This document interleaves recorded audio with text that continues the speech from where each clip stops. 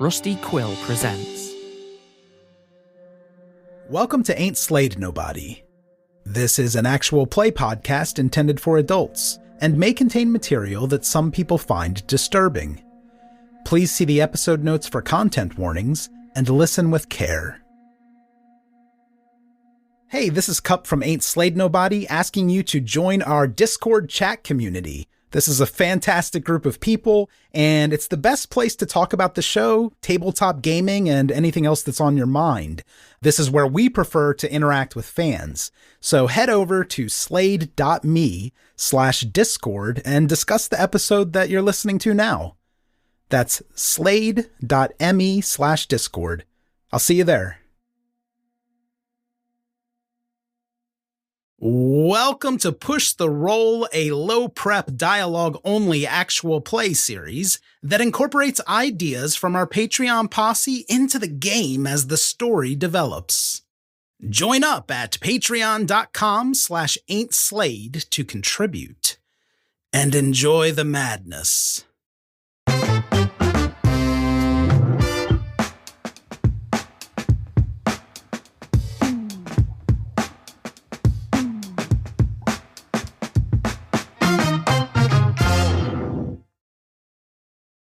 So you have no idea what time it is in the scene you're seeing now in your mind's eye. You don't know what time it is. You don't know what year it is. All you can see is a wooden space, scaffolding, rope hanging off in the distance. And you get the sense that you may be in some sort of sound stage, but it could be the 1910s. It could be the 1980s. These kind of spaces have sort of an unstuck in time quality. And then just hear the of an old recording film canister going around, drawing film into itself, printing what it's seeing. And just imagine your mind's eye swiveling around as if it itself is on a camera, panning to the right. And then begin to hear whimpering, crying, the sound of panic, the sounds of screaming, a mind-shattering scream as the camera of your mind's eye moves around, not towards the source of this shrieking, but towards the figures that are recording it. And see a sound person with a boom, see someone seated in a chair, a camera person operating the camera, as these screams, these unbearable screams fill your ears. Notice that each and every one of these people are masked. They themselves are not seeing what is happening. Something is very, very wrong here. Who knows how long ago it is from then? You're in Chapel Hill, North Carolina, the jewel of the Research Triangle in the center of the state of North Carolina.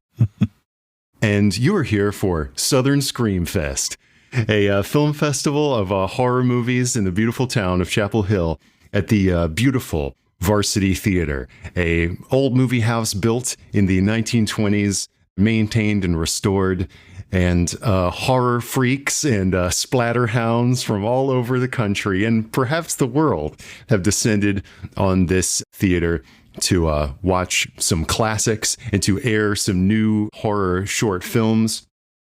Again, let your mind's eye crane shot down over the brightly lit sign of the Varsity Theater. See the kind of beautiful college town streets extending on either side of it as the crane shot kind of moves off of its crane arm and pushes into the building itself. And you can see people milling around in cosplay. Night has already fallen as people are milling around, getting ready to enter the movie house and see some totally sick and twisted stuff. And you can see all sorts of folks moving around here, checking their tickets, maybe getting some popcorn. And why don't we meet some of the folks attending this fest? Let's start up there with Mel McCoy. Mel McCoy, 34 years old, pest control technician. And I am here dressed as the Toxic Avenger, obviously. Kind of suits me because I have a big frame and a bald head. And I spent a lot of time working on the prosthetics for the droopy left eye and kind of the cheek that's pushed up a little bit. Carrying a tattered mop. And I also embellished a little bit because I am wearing my pest control spray can on my back, and it says Trauma Pest Control in kind of the stylized letters of trauma there. But yeah, just kind of, B-movie fanatic. The whole basement at my parents' house is filled with VHS tapes. So excited to be here. Awesome. And as Toxie there jostles with other people in peculiar cosplay, lots of black Redbubble shirts with horror posters on them abound. Our camera pans around and catches Darlene Edwards. So rounding a corner, you see this it's like a mid-tier Godzilla suit, just kind of like really getting into it, kind of doing the big stompy, heading towards a water fountain where the head is lifted off to reveal a 22-year-old woman, Darlene. She has long brown hair, which as she removes the helmet or the head, I just want you to imagine the like hair tossing thing. Kind of leans down to take a drink of water, and then as soon as she comes back up, boop, head goes back on. Darlene is a librarian. She's from Cambridge, Massachusetts. She was really into the kind of like horror scene in Arkham, but honestly, she realized that like the South, that's where the horror shit is at. So she is just super psyched to be here. Great. So Darlene has a taste for the Southern Gothic and has come down to Arkham's sister college in the South, UNC Chapel Hill. Unbeknownst to you, when you removed your Godzilla head and did your hair toss, a few bespectacled faces around the room were like, whoa. Babe? A total babe? Let the camera move past their gobsmacked faces and see Gary Kaplan. So Gary works in an electronics repair shop that's almost on the verge of going out of business, but he is the assistant manager, so yeah, he's making his way in the world. And he has come today dressed in actually quite a surprisingly effective Christopher Lee as Dracula cosplay. Cool. There obviously is a bit of cost saving involved, so his hair isn't naturally black, so he's put boot polish in it and put grey highlights in there with a bit of talcum powder. And as long as things don't get too hot, it shouldn't run. And he's got some new contact lenses for the bloodshot eyes effect that he's never worn contact lenses before, and he's beginning to realise this was possibly a grave mistake. Oh, no. His eyes would probably look more bloodshot if he took them out. The only thing standing in the way of him making a convincing Christopher Lee is that he is just completely the wrong body shape. He's about 6 inches too short and doughy. But apart from that, he makes an absolutely fucking great Dracula. That's great. And you can catch some affirmative nods from the folks around you as they then maybe kind of were like, smelling the boot polish, like, what is that? But then it just sort of gets lost in the atmosphere of the smell of latex and other things that are filling this lobby. And yes, push past the boot polish vapor clinging to Gary Kaplan's doughy form. And let's pick up Samantha Day. Hey, y'all. Officer Day here of the UNC Campus Police. Samantha is 26 years old. She is maybe 5'2", 90 pounds. She is got her mousy brown hair in a tight bun at the back of her neck, but with some little wispy bangs because her mom told her that she has a big forehead. And so she'll always have bangs. Samantha Day, she's a townie. She grew up here, right here in Chapel Hill. And she's real smart. She loves books. She loves movies, but she got real bad grades in high school because to participate, it turns out you need to talk. And that's a little hard for her in front of other people. She's a little shy. And so she always wanted to go to UNC Chapel Hill, but didn't quite make the cut. So she went to UNC or Chapel Hill Community College, CHCC, and then applied to the campus, to the police program, because she thought it might help her gain a little bit of confidence. She's been patrolling the campus for a couple years now. She loves just being around this campus. It's beautiful. It's like, feels like home to her. But she's got a bit of a secret. She loves Beetlejuice. It is her favorite movie, and she finds it very inspiring. And when she needs moments of inspiration or confidence, she's inspired by being possessed by a fast-talking ghost.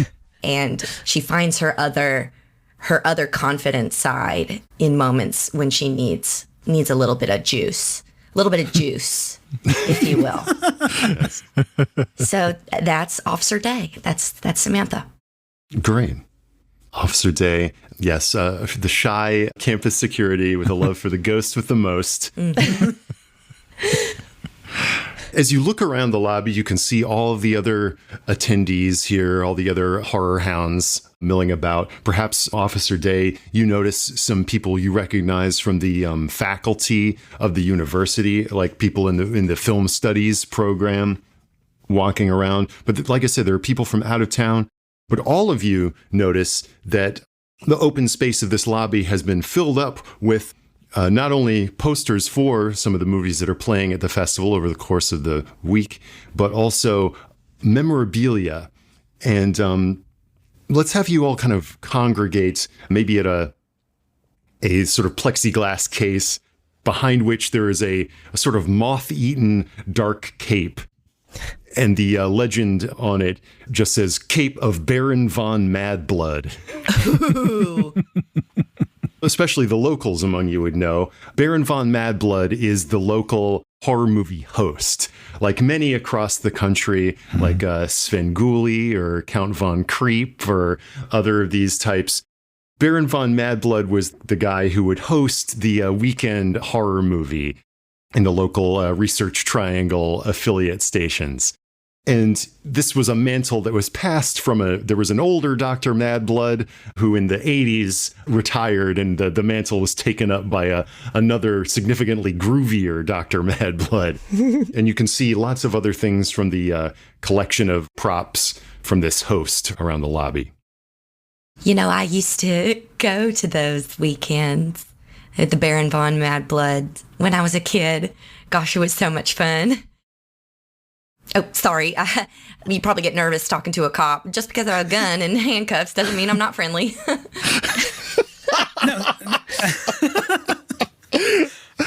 The droopy eye of the Toxic Avenger just kind of looks over.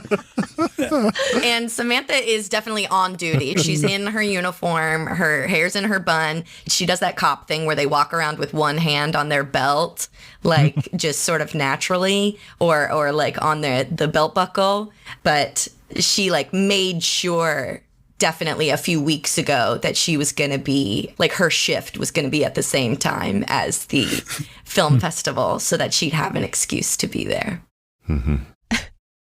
No, Officer Day, you remember me, right? Mel, Bug Busters? Oh, Mel. Oh, you know, I didn't recognize you with the eye. You don't normally have that, right? No. Remember I was in the administration building, the rat thing? Right. Yeah, those rats were big. Kind of size of like chihuahuas. It was weird. Well, thanks for taking care of that. Well, and they're everywhere. They're everywhere on campus. They're in the walls. I did not know that. Thank you so much for letting me know.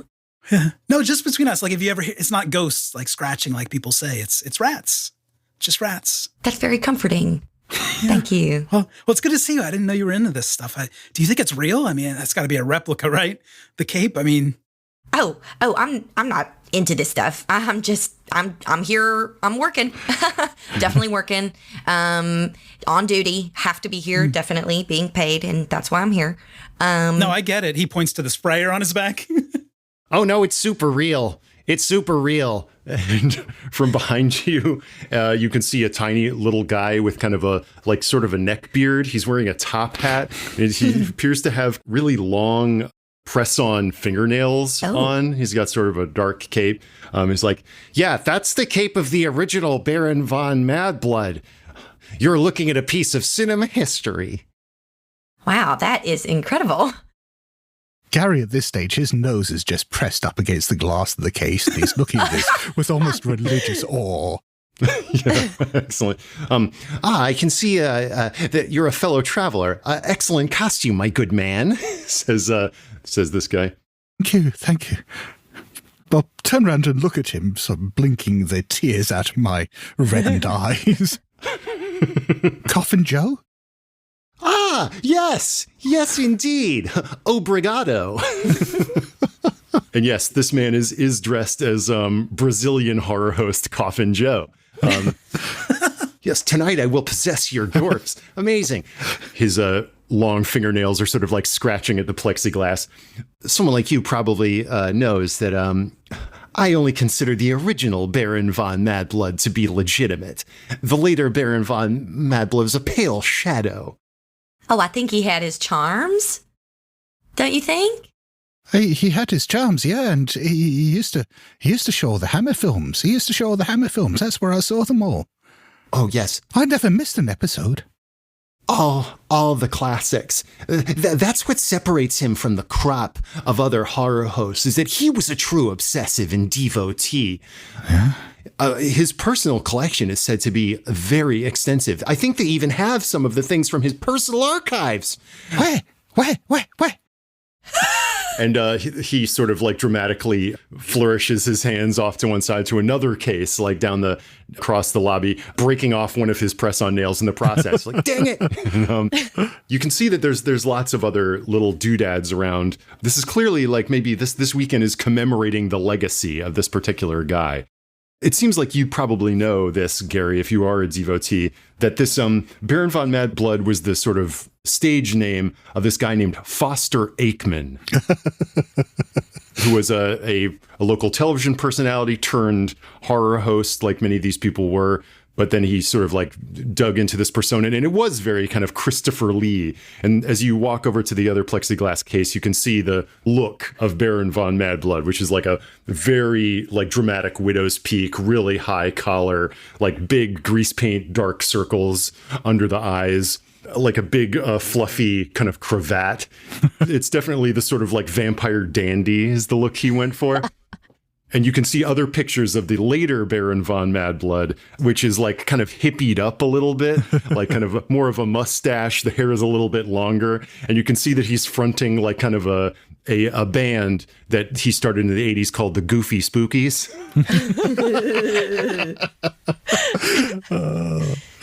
I think as Gary's like walking over to the second case, a Godzilla holding a canvas tote bag kind of makes its way over.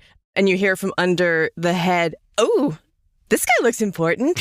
A glove comes off, reaches into the tote bag, pulls out one of those disposable Kodak cameras. Yeah. And kind of pushes it into Gary's hand. Hey, you mind getting a picture of me? Yeah, sure. Great. Glove goes back on, tote bag goes down. Scary pose. Arr. It's not everyone who can pull off a cravat. Yeah. Is the cravat the neck thing, or is that the cape thing, or the... He points excitedly at the picture with the cravat. Nice. You think vampires would love cravats because if you get everyone wearing them, that way you can cover up the bite marks for your victims, and it becomes a perfect crime. Yeah, and if you wear a red one, then it can catch all the dribbles, when you've finished feasting. Yes. Oh, yeah. No one could ever see the blood marks. Exactly. Hey, did you make that costume? Godzilla? Oh, man, I wish I had that kind of skill. No, I bought it. Okay, you can't really enter the cosplay contest, okay? Because it's for homemade costumes. I saw a lot of people looking at you at the fountain, and I just want you to know the rules. Okay. No, it looks good, though. Yeah. Hey, thanks for the heads up. I didn't know that. Okay, cool. It's good to meet. I'm Mel, Bugbusters. Oh, hey, Mel. I'm Darlene. Oh, nice to meet you, Darlene. From across the lobby, you can see a person in a very homemade-looking Godzilla outfit. It's just kind of made of green cloth, and there's a little hole cut out for his face, and he's looking at you just like really intensely, like, yeah. Darlene clocks this, gives him a cheery wave, and then does scary pose again. He just scowls. Yeah. Yes, the case you've walked up to with that like dramatic headshot of Foster Aikman as Baron von Madblood is full of stacks of film canisters with handwritten labels on the outside. And Coffin Joe behind you is like, wow, from the personal collection. As he like is almost getting on his knees. He's a very small man, so he's kind of peering at it, fogging the plexiglass with his breath. You think they're going to show some of those? Yes, yeah, I think so. Some of these are original prints. Look, it's the Spanish language Dracula that they filmed at the same time that the Todd Browning's Bela Lugosi Dracula was being shot. Oh, man. Do they say Dracula in Spanish differently? Do they pronounce it differently? I'm more familiar with how they say it in Portuguese. And how's that? Yeah, how do they say it? Dracula. Oh, I can definitely hear the difference. Yeah. Me gusta Dracula. Yes. And you can see other kind of these canisters show signs of age. You can see other labels there, like Mad Love. You see Vampire. You see Haxan, Faustus. This guy really likes his neck biters, huh? Gary's definitely getting hot under the collar looking at all this. Hey, do you think they have stuff from other studios here? Or is it just this stuff? Wait, what do you mean? Like, do they have any trauma films? Or I thought this was just like a festival. It all seems to be this guy's stuff. Well, this is personal collection. I think Mr. Aikman, the Baron, his tastes erred more towards the esoteric, the classic, the uncanny, the, dare I say, eldritch. Less so into the crudely exploitive that trauma films represent. I don't understand trauma. Cult movies are things that happen organically. They happen over the years. They happen because people love them. You can't force cult status onto a film. Look, maybe you do things differently here. I didn't grow up in North Carolina. I'm from Laramie. You can probably tell from my accent. But I don't know. I mean, I haven't seen any of this stuff. Well, I'm sorry. We won't be showing Sergeant Kabuki Man NYPD. Rather, tonight's bill of fare includes the classic uncanny horror movie Carnival of Souls. Ooh. Okay. I just wish I could get my $15 back. Yeah. Man, you all seem like you know quite a bit about this stuff. You seem like the folks to stick with. Yes, I'm sorry no one's going to be melting into a pile of toxic goo. I'm afraid the horror in this film is of a more existential variety. He says as one of his other nails falls off. Dang it! All right, well, I'll make the best of it while I'm here. Well, I sure hope my beat leads me to that film showing tonight. But I am at work. Oh, that's not a costume. You're like an actual cop lady. Yeah, this is a real gun. Hell yeah. Can I hold it? Absolutely not. I'm sorry. Okay. I would get in a lot of trouble, but it is very cool. Fair enough. Hey, Darla. Close enough. Could I get a picture of just me pointing the sprayer at you? I think that would look so cool. Oh, hell yes. I'm not going to spray it because it's really dangerous stuff, you know? But I just want to point it. Of course. Pushes the camera back into Gary's hands and then Yeah, all right. poses next to Mel. If I sprayed this, you'd be like covered in pyrethroid and all that shit. But yeah, all right. I don't know what that is. Rawr. Me either, but it says it right on the label. Great. But Mel, it's empty, right? That's just like an old one you had laying around. Well, I told you about the rats, right? It's not like the actual one you use for work, right, Mel? That'd be dangerous. Well, I'm kind of always on duty too, Officer Day. Oh. You know, like, have you seen the size of the new roaches we've got this year?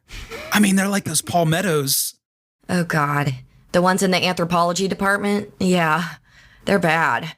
Yeah. So, I mean, it's full. It's obviously, I come prepared, you know? Oh, well. While this chat is going on, maybe Darlene and Gary could make a spot hidden roll. That sounds fun. I feel like Gary should be taking a penalty on all his spot hiddens for the contact lenses. Yeah. Nice. Darlene got a hard success on that spot hidden. Great. Yep, even with the penalty, I passed. Then perhaps you both notice with close inspection of these film canisters that not only do they have like handwritten labels indicating their titles, year and stuff, but there's also like something that looks like a handwritten label maker has been kind of adhered to the opposite side, a little less visible to the vantage point of the casual viewer as they walk by. And as you look at it, it looks as though each one of the canisters has another little label, property of Gimghoul. Gimghoul. Does the name mean anything to me? Darlene looks at fanboy McGee over there and is like, who's Gimghoul? What? And he kind of like straightens up. Was like, well, are you from around here? Oh no, I'm from up north. Just came down here for the festival. I would say that as that pops up, Samantha, as a townie, you would definitely know this. And I will say that this is a very real thing. In Chapel Hill lore, there is a secret society on campus at the University of Chapel Hill called the Gimghouls. There's no official existence of them. No one claims membership. But the reason that they're known is that there is a Gothic building on or nearby the campus of Chapel Hill called Gimghoul Castle that is apparently the site of a duel where a person died. And all of these local legends surround this locked Gothic edifice on campus called Gimghoul Castle. So there is this building and also this rumored student secret society around it called the Gimghouls. Russ, when you say it's real, do you mean like real, like our world real? Yes, piercing the veil of our fiction. That's a very real thing. Cool. Neat. So who's Gimghoul? Perhaps even Samantha would know that like the person who died in this duel was apparently a guy named Dimghoul, or it was the guy who killed someone else in a duel and then disappeared. In any case, there's like conflicting legends, but it's like there was a murder. There's some dark dealings there, but it's just the name that has sort of over time risen up around this space and this organization, which is probably just like a source of like local color and like macabre fun. I wouldn't put it past Mr. Aikman to put that on those canisters as a little joke. Oh, you don't think it's real? The Gimghouls? No one but the most naive undergrad would actually believe that the Gimghouls are an active force on the campus. Oh, they're real. I've seen them. Yeah, they're always running around at night in like black cloaks. Who? Oh.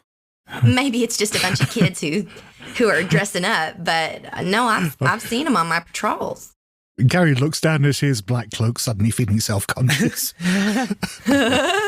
Yeah, and Samantha, you definitely have, as you've walked around, just every now and then, like as you pass some of the statuary on the campus or move between the old brick dormitories, the like neoclassical buildings there, you will see like groups in cloaks kind of like move back into the shadows. And perhaps you'll roll your eyes thinking, some quote-unquote Gimghouls out on a snipe hunt. Oh, yeah, I see them all the time. In fact, Mr. Gary, you look just like them. They wear black cloaks just like you. Oh, what a coincidence. Mm-hmm. And perhaps you notice around the room there's a lot of cloaks around and a lot of masks around, a lot of secret and anonymous people, not just toxic Avengers and Godzillas. Mel's completely pale, by the way, when you start talking about Gimghouls.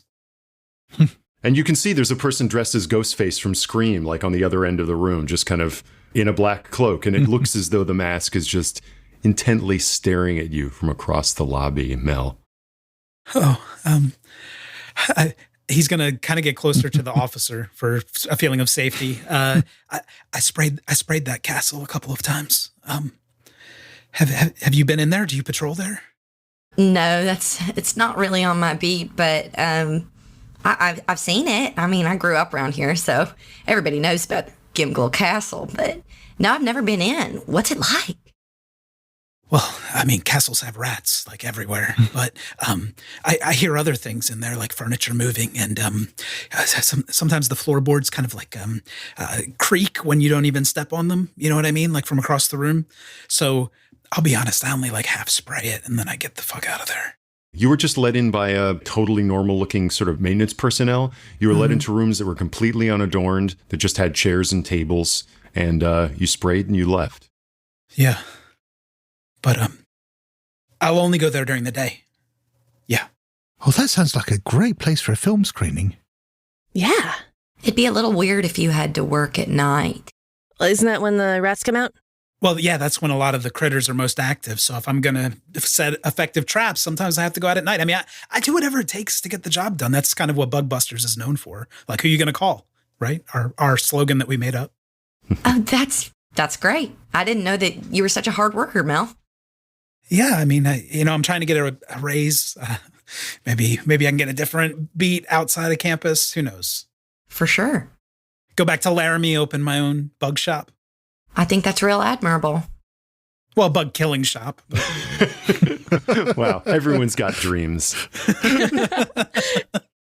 Now the doors are opening and people are filing in. The first event of the evening is a little short film festival. They're going to show a handful of shorts, and preceding the first main picture, which is Carnival of Souls.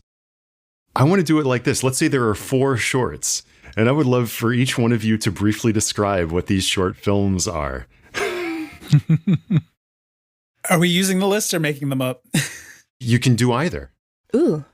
Picking one from the list, there's the short film that Gary is really excited about because he did help out his friend Frank DiMartino, who made the film.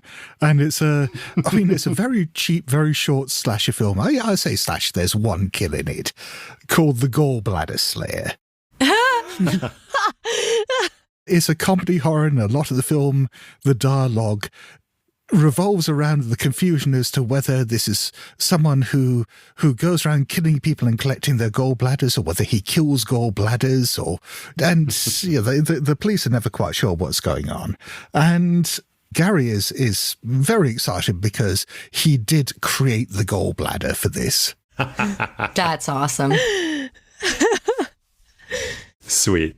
I mean, it's the most realistic looking gallbladder you're going to see all weekend.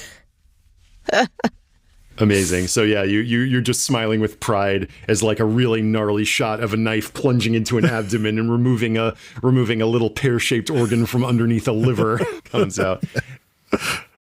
What are some of the other films in this brief fest?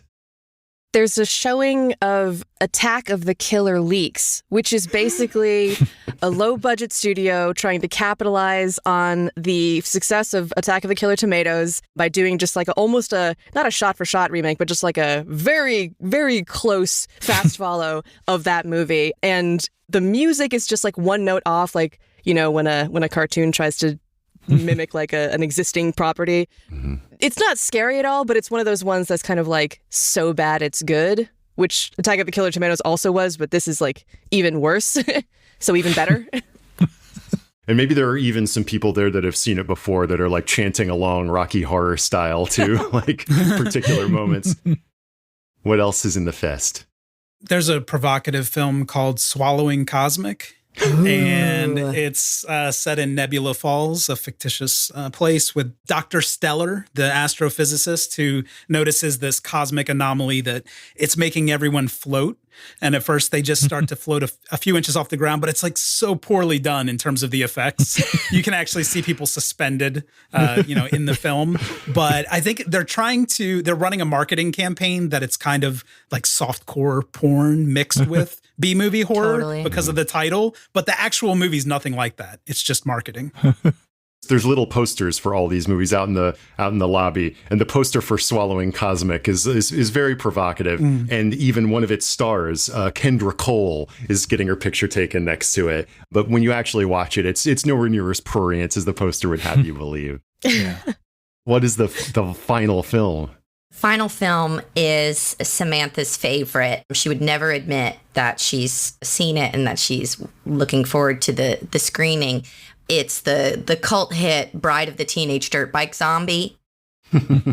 And she particularly loves it because the D-list star who plays the titular Teenage Dirtbike Zombie is a real 80s heartthrob, Charlie Chalamet. Great coincidence. Yep. Yeah, Charlie Chalamet. Different spelling. Yeah. Completely. Americanized. His family clearly came over during Ellis Island, but he's got the hair and he's got the jawline, and she's just absolutely just gaga for Charlie Chalamet, the teenage dirtbike zombie, and she really likes to self-insert as the bride. She's a romantic at heart, but Bride of the Teenage Dirtbike Zombie. It's a little campy, but it's romance at its horror finest. Amazing. It's perhaps you're just daydreaming about what it would be like to be the bride of a zombie, wrapping your arms around his decaying leather-jacketed torso and dirt biking off into the sunset. Exactly. He kidnapped me, but we're forced together, and we find that we're just made for each other. And I have to choose between the land of the living and the land of the dirtbike zombies, and I have to choose. What are you talking about? The main character has to choose. You were talking to yourself out loud. Yeah. There's someone dressed as the bride of Frankenstein next to you, just shh. Sorry. Just get a little into it sometimes. Also, never shush an officer. She puts her hand on her gun. The bride of Frankenstein immediately is recoils in horror and locks eyes on the screen as the credits roll. And then the lights kind of come up and you hear just on a mic from somewhere pump, pump. Ooh, I feel the beating of my heart, and that's my mad blood. And then running up onto the stage comes an aged, hippified version of the Dr. Mad Blood character on mic. It's let's hear it for all those wild and crazy films, baby. Woo! As he kind of leads some applause. Let's get the filmmakers up if you're here. They're here? Some of the folks kind of filter up onto the stage. Frank DiMartino is there, the auteur of The Gallbladder Killer. Of course, Kendra Cole is there, representing Swallowing Cosmic. And oh my God, it's the actor, Mr. Chalamet. Oh my God. You didn't notice him. He's basically dressed just like he is in the movie. He tosses his tousled hair as he walks up to the front of the theater. Oh my God. I didn't know that Charlie Chalamet would be here. That's so crazy. And me in my uniform. Go talk to him. Samantha, go talk to him. I could not do that, Darlene. Oh, sure you can. No. Grabs Sam's arm, starts dragging her up towards wherever this person is sitting. Unless he's on stage or something. He's kind of down there, and it's and as you're being dragged up, the guy portraying Baron von Madblood is you keep your questions in your seats. No need to rush the stage, baby. Out of sight. Okay. Sorry. Heads back down. What are y'all doing? Who is it? Who was that? Who is that guy? You don't know Charlie Chalamet? No, is he local? If by local you mean the United States of America, he's only a star. I mean, look at him. Can't you see his star quality? Yeah, he's a little young for the movies I watch, I guess. I guess. Perhaps he's also been in maybe a CW show or something like that. Yeah. But as far as this festival goes, he's definitely a huge fish in a small pond. I don't know. Maybe you can get an autograph later. That's kind of cool, I guess. There hasn't been a real horror movie star since the 1970s. Yeah, you're right about that. Yeah. Ooh, purists, huh? And people are lobbing questions to the group like, what is your process? Charlie Chalamet? Charlie Chalamet. It's just like, hey, number one, part of being a zombie is like, it's not about being dead. It's about what part of you do you want to keep alive through death. You know what I mean? Wow. He's got like a lot of like beaded bracelets. Yeah. Samantha is sweating, like visibly sweating under her collar. Kendra Cole seems to have a very like great attitude about the project. It's like, yeah, look, I know that the budget isn't maybe where it could be, but I think the filmmaker did a really great job within the constraints that we had. And I mean, if we have the opportunity to do this as a feature later on, that maybe we could have the budget that an idea like this deserves. But it was just an honor to work with the whole team. And I think some of the floating effects come off rather well. And Frank DiMartino is like, really, it all comes down to you're trying to transgress, right? You're trying to and what greater transgression is there than to push beyond the flesh into the not the beating heart, but that which produces the bile, the gallbladder. And I really got to give it up to our effects coordinator, Mr. Gary Kaplan. Please stand up as he indicates you. Gary jumps to his feet and then suddenly looks really bashful, turns beet red, and then puts the collar of his cloak up and sits back down again. Darlene is going wild, just like maybe the only voice that's just shouting and clapping. She's like, woo, Gary! Her photographer. Mm-hmm. The little Coffin Joe guy stands up and raises a clawed hand. He's like, yes, you there in the back, baby. Oh, yeah. It's like, I'm sorry, don't you find this whole pageant to be a perversion of Foster Aikman's vision for horror as something that was a portal to unknown and eldritch worlds? The guy looks kind of confused. He's like, what? I speak of Foster Aikman, the first Baron Madblood. This should be an homage to his legacy. And he kind of like stands up and is like shuffling out. It's like, I'll see you all here at Carnival of Souls, a true film. There's hubbub in the audience. I guess there are some disgruntled audience members. Yeah, super fan over there. Real purists. Yep. It's like, okay, baby, can't win them all. All right, we're going to convene right back here in 5 minutes for Carnival of Souls. Spooky. And people begin to take their seats, mill around, and the film is going to be starting very soon. Did they have any snacks or anything? There's a concession stand, yeah. Hey, man, I didn't know you were famous. Do you want me to grab you some Skittles or something? Gary looks around to try to work out who you're talking to. You Gallbladder Man, right? You did all the effects? Well, yeah, I made the gallbladder. What does a gallbladder look like? Is it like a bean? Like a kidney kind of thing? Maybe. Okay, yeah. You got one on you? Not handy. Y'all, he's shy. Don't pester him about his art. No, I was being sincere. I think it's really cool that he's involved in the films. Oh, I just made the gallbladder. Oh, well. But that's the titular thing. I mean. Yeah. Yeah. Yeah, I suppose so. Yeah. I think you're pretty important here, Gary. You might be the highest ranking officer. His face is now as red as his eyes. What about you, Officer Day? Do you want some lemon heads or something? Oh, sure. Whatever they've got back there. I'll pay you back. Well, yeah. Maybe like I'll see you around on campus. You can get me back with a favor or something. Oh, for sure. And you can see during all this, Charlie Chalamet and Kendra Cole sort of being swarmed by people in cosplay, in particular people whose faces are not visible. And you can see that same like ghost face from Scream person, like just kind of lingering there by Charlie Chalamet. And you see like kind of autographs being given, but also like little cards slipped into their hands and like whispered conversations going on between them. Seems sort of intense. Wow. Must be nice to be famous, to be a star. Look at how many people love them, want to talk to them. That's, wow. That's just really admirable to me. I don't know if I could do it, if I could handle the attention. What's it like, Gary? Being famous? I don't know. And Gary just runs out of the room. Oh. This must be his first brush with fame. I guess so. Hey, Gary, if you're going to the concession stand, get me some Mike and Ike's.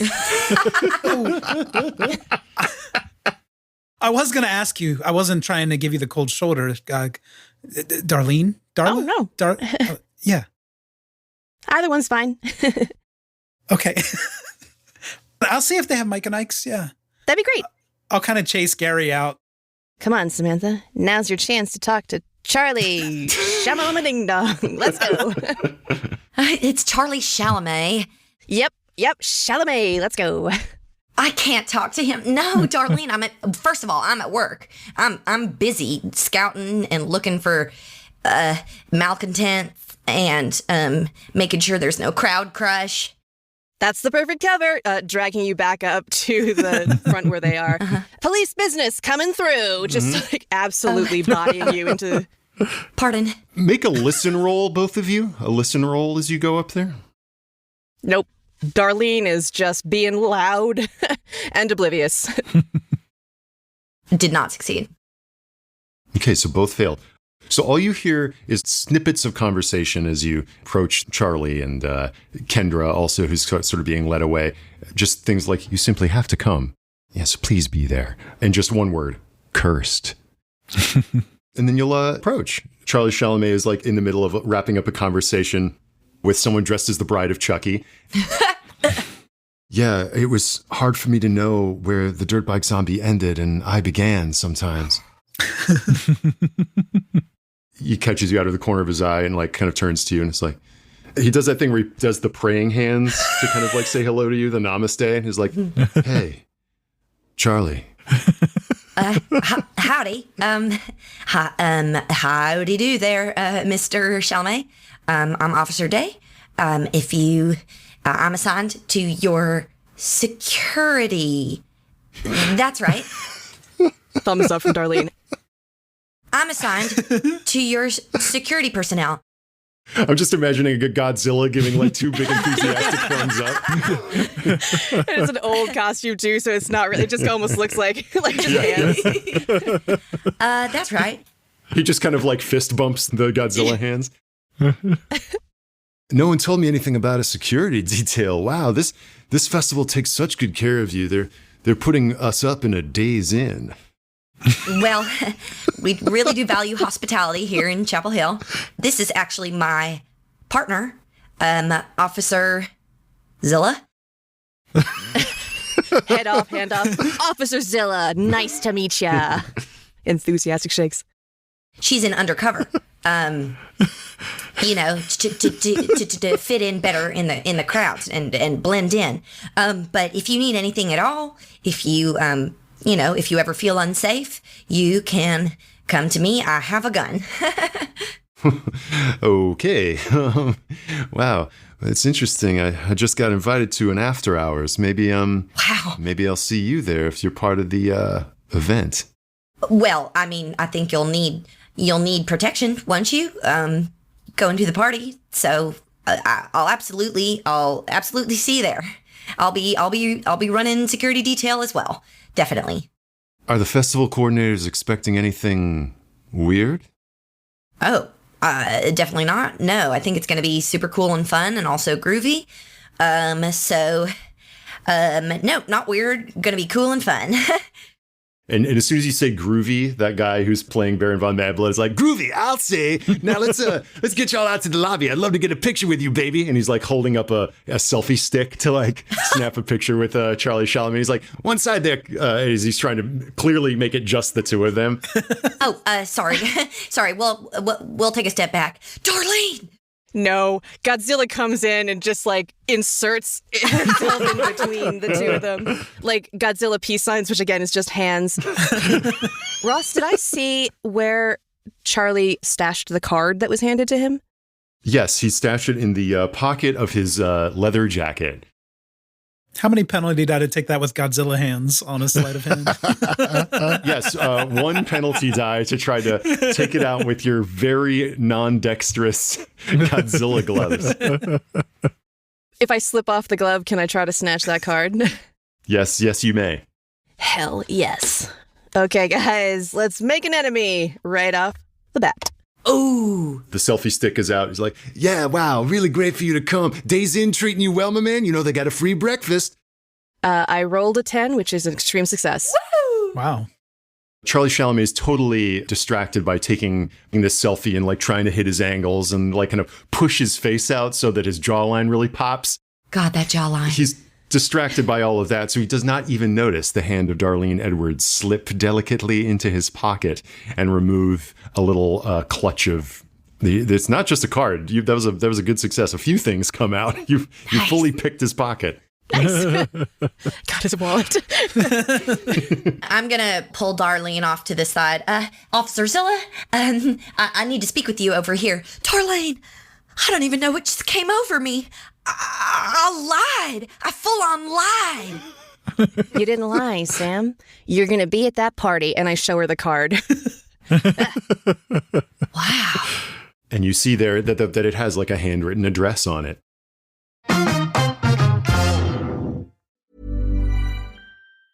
Hi, Icons. It's Danny Pellegrino from the pop culture podcast Everything Iconic, and I love Nordstrom.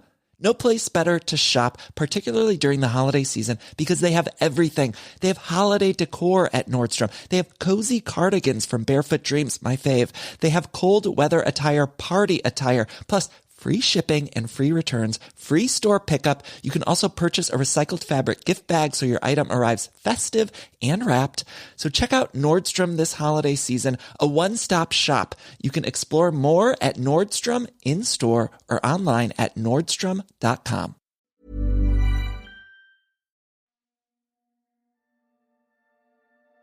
Thank you for listening to Ain't Slayed Nobody.